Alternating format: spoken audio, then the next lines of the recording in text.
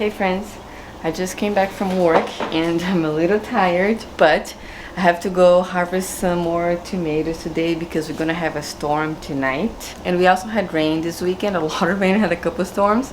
So I also ended up harvesting a little more, and when we weighed it all together, we found out that we actually already harvested over 40 pounds of tomatoes just on this first week. We were definitely not expecting that, but I'm very happy that we got to harvest all of this in our little New York City urban garden. And this is only the beginning. There's still a lot of tomatoes in the vines and they're ripening really fast. I just checked my backyard real quick when I came home from work, and I noticed that a lot of them are already splitting. So I'm gonna go ahead now, harvest everything that I can before this other big storm comes over tonight. Hey Gypsy, is it already raining outside?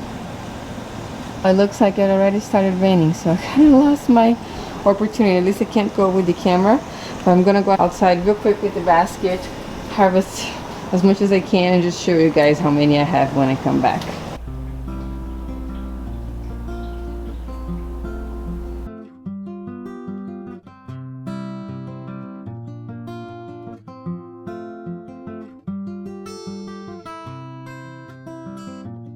Okay, so this is what I got here from the backyard just right now. So I just want to show you guys to see a lot of them were already splitting. I got a bunch of them that I already couldn't save. It rained while I was gone at work today. So these red ones, they all kind of split. We're probably just gonna go ahead and eat these fresh in salads, and I'm gonna use the ones that are behind me over here that are in good condition, not splitting or no bruises or anything, to do canning, because I'm fairly new to it. It's only my third year. I only do water bath canning, and I still feel slightly nervous every time, especially because I worked in the restaurant industry and we get so much training with like foodborne illnesses and food safety and all that. So I want to make sure I'm going to use the best tomatoes that I have, exactly how it is recommended on the canning books, and I'm also going to be using safe canning recipes to do it. I love to actually can my own salsa recipes, but I know that's not super safe until I kind of figure out how I can, make my own. But for now, I'm just going to play safe, and I'm going to just use the ball canning box to preserve all of these beauties here for the winter. To be honest, the rain is not even that bad right now. So what I think I'm gonna do, I'm just gonna put my raincoat on and I'm gonna run to the plot and harvest what's in there as well. There's always a lot more tomatoes there than I have here in the backyard, because obviously I have a lot more plants there, and I really don't want to risk it because I love to preserve. As much as I love eating fresh tomatoes, and we've been eating tomatoes almost every single meal this past week, I really wanted to make sure that I have enough to can a good supply for us through the year, because last year we canned some things, even with farmers market stuff, and by December we had nothing anymore. We ended up eating almost everything that we had, and which was amazing, but just opened my eyes that I usually need a lot more than I thought. So let me go run over there. I'm gonna grab whatever I can so they don't get split even more, and make sure that I can use those tomatoes for preserving this week too.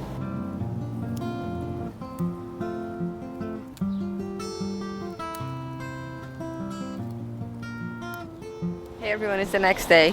It's actually really nice and hot, very sunny, and I just went ahead and harvested some more tomatoes. I decided to do some canning today because these tomatoes are kind of getting out of control here. I really need to start preserving it, and I'm going to be canning some salsa. But first, let's look at how many tomatoes I already have here, and there's a lot more here too.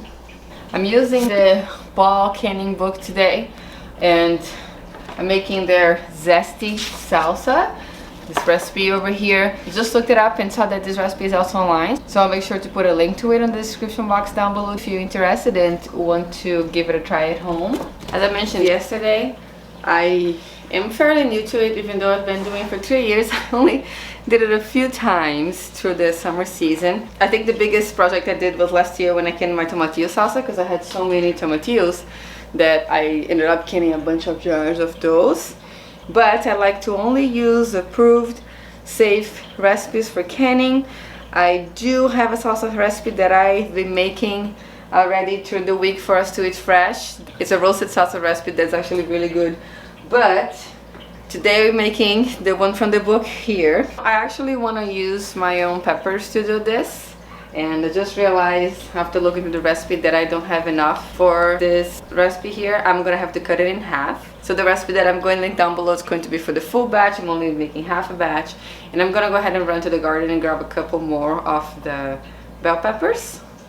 And I'm just setting up my station here. Start by cutting these peppers, and then the recipe says that you have to use cored and peeled tomatoes. So I'm gonna core all of them first. I like to do this little X in the bottom thing to help peeling off once you take them off of the boiling water. I'm using this method that I learned in culinary school, where you just dip the tomatoes real fast in boiling water, then you transfer them to a nice bath, and the skins will peel right off. Actually, after finishing this, I just realized the tomatoes got a bit too soft. Maybe my tomatoes, because they're heirlooms and they're quite ripe, are not the best for this method. Next time, I'm just gonna go ahead and try to peel as is. Honestly, I hate wasting food, and I could compost the skins, but I just feel like they, especially the purple ones, have a lot of their nutrients in them. So I've been seeing on the internet a lot of people dehydrating them, so that's what I'm gonna try to do. After it's dehydrated, I heard that you can grind into a powder and just use it as a garnish for salads or put it in soups. I love making my food look pretty, so I'm definitely going to be using that as a garnish for sure. And I'm gonna be dehydrating some of this cherry tomatoes if we have time. We still have a lot. We have all of this mixed ones here. I have a couple bowls of the black strawberry tomatoes. Those are very good. The first batch that I harvested was a bit sour, but I think it's, I don't know if it's the watering or not ready yet, but the last ones we've been eating has been very, very sweet, so I'm very happy about that. And we have some of these pretty atomic grapes. I don't know if I'm going to dehydrate those. Actually, they're so good that I'm probably just going to make a couple more salads out of it. And if we can't eat by the end of the week and they start getting soft, I'll dehydrate them. I have also harvested a bunch of the red ones. As you can see, they're all ripe. So I was harvesting them all together, as you guys have been seeing. And I decided to just separate it by color, so I know that with these ones here, I'm going to be making sauce. But let's get going with the canning today. The recipe just says to throw everything in the pot and cook for 10 minutes until it's slightly reduced. And then I'm just gonna go ahead and put them into the jars. These jars have actually been sterilized. I don't have a dishwasher, so I just throw them in the boiling water for 10 minutes before I started dicing everything. So they're hot, everything that's inside of it's hot, so when I put them inside the canner, they won't have a risk of breaking or anything. This is going to process for 15 minutes. And then once I turn it off, it's supposed to wait for 5 more minutes to let it cool, then remove from the canners. And here we have it. This is the first batch of salsa, canned salsa for the year. We're actually not going to be eating this through the summer or anything. This is all destined for storage, so we can have it once the fresh ones are not available. I did taste this once it was finished the 10 minutes of boiling, and it was good, but I really love the flavor of the roasted sauces, the one that I'm used to make. So we're gonna be having that for a while until we have fresh tomatoes, and then I can just keep making as we go. Okay, while I was getting everything else ready, I already put this in the dehydrator for a little bit. Turned it off now because it's quite noisy, and it is drying super fast. Obviously there's not so much. It is already feeling a bit crackly. So, but I'm still gonna leave this overnight here together with the cherry tomatoes. I love the dehydrated cherry tomatoes. I did it last year. It was amazing. So we're doing it again. I'm gonna use the rest of the trays to put them together and just show you guys how I do it very quick, because this one is actually super easy. So this amount here is probably gonna give me a couple trays. So I'm just going to put a couple trays here on the side. I don't put a liner or anything on those. Because the tomatoes are not too small or anything. And I'm just gonna cut them in half using the method I showed you guys in the last video. But first I just need to remove all of those little green tops in here. I usually don't like to leave that in there when I'm cooking. I'm going to put a bunch of them in here and slice them all at once. So the lids, I put the edge side up so it can hold the tomatoes in there. I try to do like one even nice layer. Then I get this other lid, flip it, put it right here, and just slice it. With the bread knife, just go right through the middle. And then I'm gonna go and put this in the dehydrator tray right here.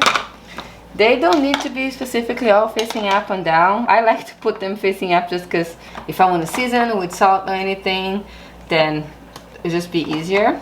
but I heard that you don't need to do that. You can research a little bit more if you're curious, but we're just gonna keep going. Maybe just gonna be like about a tray. It was not that much. But these sun golds are probably, I did not grow them last year, so I'm assuming they'll probably taste really, really good dehydrated. I dehydrated the very crazy cherries last year, and they did great. Because of variety is always good. You get some different texture and flavors there. I'm gonna cut them all first, and then I will organize it on the tray, just so I can be a little faster.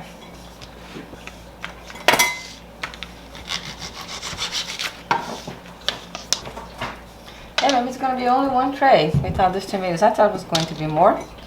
That's all right.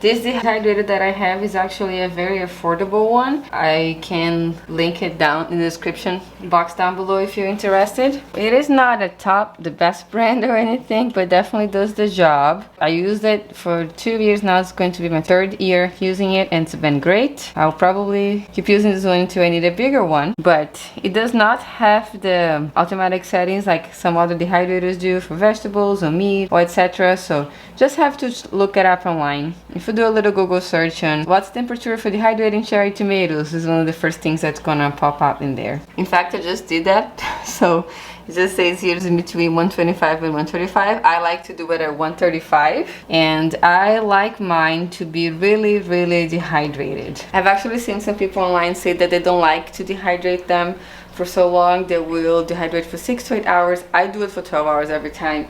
I would rather have them super dry, and I always find that after you dehydrate, they tend to slightly soften. I am not going to salt these ones. They're just gonna go plain as is. I don't put oil or anything. It's usually not recommended to put oil when you dehydrate stuff. I'm just gonna close this and turn it on when I finish this video, because since this one was a bit of a cheaper one, it is a bit noisy. I don't mind the white noise personally, but for the videos, I'm sure it will not sound very good. And that's it for today. Once I get a better hang of it and do more canning projects, I will share more recipes with you guys. But for now, I just feel it's more appropriate to link down below the recipe with all the safety guidelines and procedures. I do like the ball canning book because it has a big section on just like how you prepare the canner and the leads and all that. So for me as a beginner, I kind of tend to look and read over every year. I'm sure with every year with the garden growing more and more and having more and more to preserve, I will get more proficient in it. But for now, it's been really helpful to me. So I'm going to make sure to link the book down in the description box down below too. Thank you so much for watching today. If you're new here, please consider subscribing and don't forget to press the like button. Thank you so much for watching today, and I'll see you next time.